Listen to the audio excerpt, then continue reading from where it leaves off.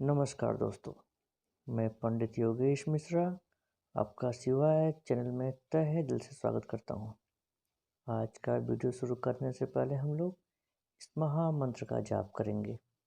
हरे कृष्ण कृष्ण कृष्ण हरे हरे, हरे राम राम राम हरे हरे।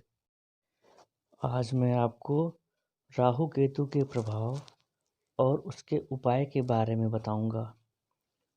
राहु का प्रभाव। राहु ध्यान को खींचने वाला एक ग्रह है। राहु के पास सिर है, आँखें हैं, दिमाग है, परंतु राहु के पास दिल नहीं है। राहु के पास खुद की दृष्टि नहीं है। राहु पर जिसकी दृष्टि पड़ती है या युति होती है तो उसे उस ग्रह की दृष्टि मिल जाती है। गले के नीचे का भाग न होने की वजह से कुछ नहीं है, भूख नहीं है। राहु उस ग्रह का रूप धारण कर लेता है जिसकी दृष्टि उसको मिलती है। वैदिक ज्योतिष के अनुसार राहु ग्रह को नवग्रह में प्रमुख स्थान दिया गया है। राहु भी एक छाया ग्रह है। यह कुंडली के जिस घर में होता है उसके भाव को खराब कर देता है। राहु की महादशा 18 साल की होती है। राहु की महादशा आने पर व्यक्ति आडंबर प्रिय हो जाता है। राहु प्रदर्शन कराने वाला बन जाता है। राहु को विष, राजनीति, नशा, लॉटरी, जादू, झूठ, दमा, वायु संबंधित रोग, इन्फेक्शन, संक्रमण और सभी प्रकार की अचानक होने वाली दुर्घटनाओं का कारक माना जाता है। राहु अधिक उत्साही भी बनाता है, जो बाद में समस्या का कारण बन जाता है। राहु की दशा व अंतर्दशा में साफ सफाई का ज़्यादा ध्यान देना बहुत ज़रूरी होता है। राहु विष कारक होता है, इसलिए जंगल झाड़ी में नहीं जाना चाहिए। कीड़े मकोड़ों आदि से बचाव करना चाहिए। राहु अशुभ प्रभाव के साथ साथ राजयोग कारक भी होता है। यदि कुंडली में राहु की स्थिति अच्छी है तो अच्छा फल देता है। राहु का प्रभाव जब घर पर आता है तो सीवर लाइन आदि में समस्याएं आने लगती है।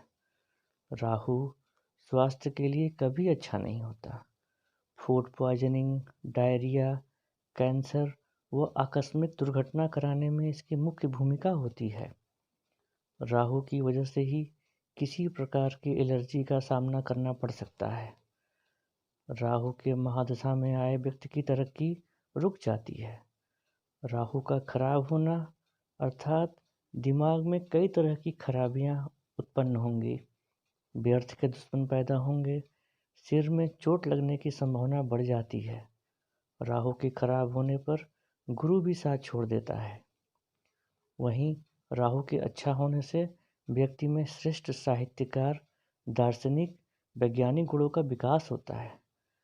इसका दूसरा पक्ष यह है कि इसके अच्छे होने से राजयोग भी फलित होने लगता है। राहु की दशा से मुक्ति के उपाय। ऐसे जातक को गोमेद धारण करना चाहिए, बहुत लाभ होगा। राहु ग्रह के दुष्प्रभावों से बचने के लिए 8 मुखी रुद्राक्ष या नागर मोथा की जड़ को धारण करना चाहिए। भोजन हमेशा भोजन कक्ष में ही करना चाहिए। ससुराल पक्ष से अच्छे संबंध रखना चाहिए। ऐसे जातकों को मूली का दान करना चाहिए। अष्ट धातु का एक कड़ा अपने दाहिने हाथ में पहनना चाहिए। शनिवार के दिन अपना उपयोग किया हुआ कंबल दान करना चाहिए। भगवान शिव की पूजा करना चाहिए। शिवलिंग पर जल चढ़ाना चाहिए। राहु ग्रह की शांति के लिए माँ दुर्गा और भैरव देव की उपासना करनी चाहिए। अपने पास सफ़ेद चंदन हमेशा रखना चाहिए। सफ़ेद चंदन की माला भी धारण कर सकते हैं। प्रतिदिन सुबह सफ़ेद चंदन का टीका भी लगाना चाहिए। नहाने के समय पानी में चंदन का इत्र डाल के नहाना चाहिए। अपने पास ठोस चांदी से बना हुआ चौकोर टुकड़ा रखना चाहिए। राहु की सुविधा के लिए राहु का बीज मंत्र का ओम भ्राम भ्रीम ब्रोम सह राहवे नमः का 108 बार का जाप करना चाहिए।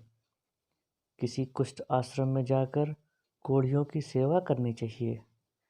किसी ज़रूरतमंद को चावल का दान करना चाहिए। पीने के पानी की सफाई पर विशेष ध्यान देना चाहिए। चंदन का परफ्यूम लगाना चाहिए, क्योंकि राहु सर्प है और चंदन के ऊपर सर्प के विष का प्रभाव नहीं पड़ता है। चंदन के साबुन और पाउडर का प्रयोग करना चाहिए, इससे राहु शांत रहता है। कुत्तों को ब्रेड खिलाना चाहिए।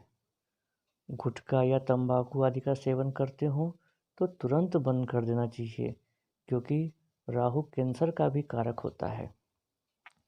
राहु यदि अच्छे ग्रह के साथ अच्छे घर में बैठा हो तो बहुत उन्नति कराता है।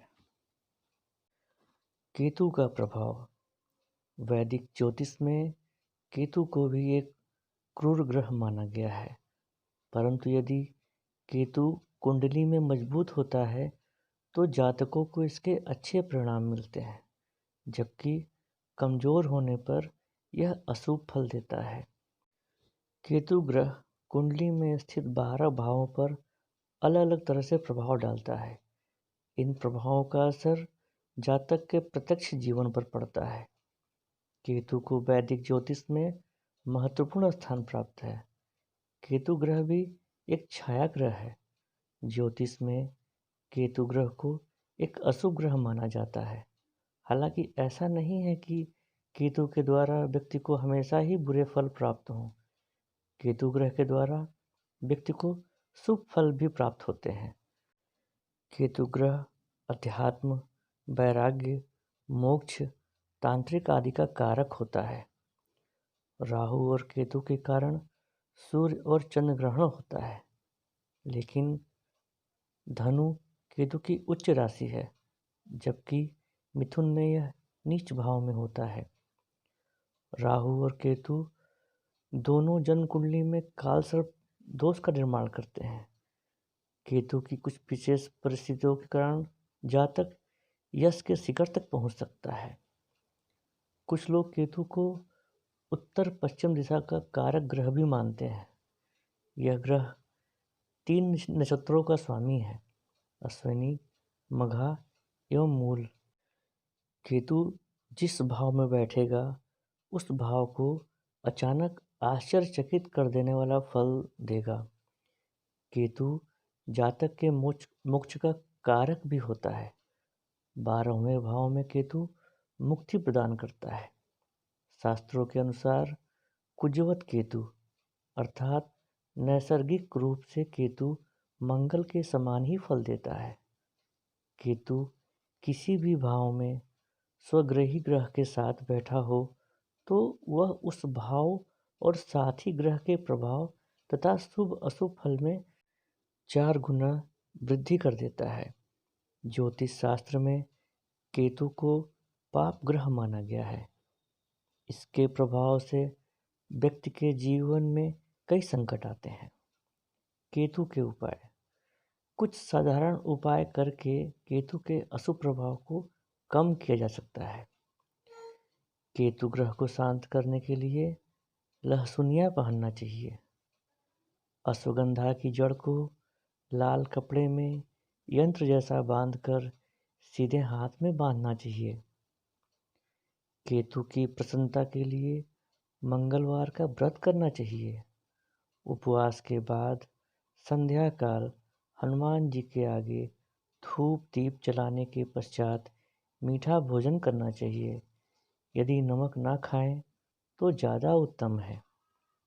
भैरव जी की उपासना करें। गाय की घी का दीपक प्रतिदिन शाम को घर में जलाएं। पीपल के वृक्ष के नीचे प्रतिदिन कुत्तों को मीठी रोटी खिलाएं। केतु को शांत करने के लिए ऐसे जातक को काले और स्लेटी रंगों का प्रयोग नहीं करना चाहिए।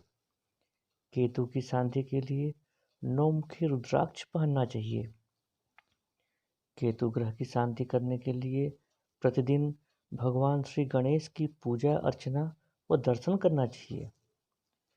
केतु ग्रह की शांति के लिए जातक को तिल जौ किसी हनुमान मंदिर में दान करना चाहिए। इसकी शांति के लिए केतु का बीज मंत्र ओम श्रौम श्रीम श्रौम सह केतुवे नमः का 108 बार का जाप करना चाहिए। केतु के लिए केला, तिल के बीज, काला कंबल आदि दान करना चाहिए। अगर मेरा वीडियो आपको अच्छा लगा हो तो लाइक करें, सब्सक्राइब करें और बेल आइकन को दबाएं ताकि मेरी नई वीडियो की नोटिफिकेशन मिलती रहे। सो प्लीज़ सपोर्ट माय शिवाय चैनल। तो इसी के साथ मुझे आज्ञा दें। जय श्री कृष्ण।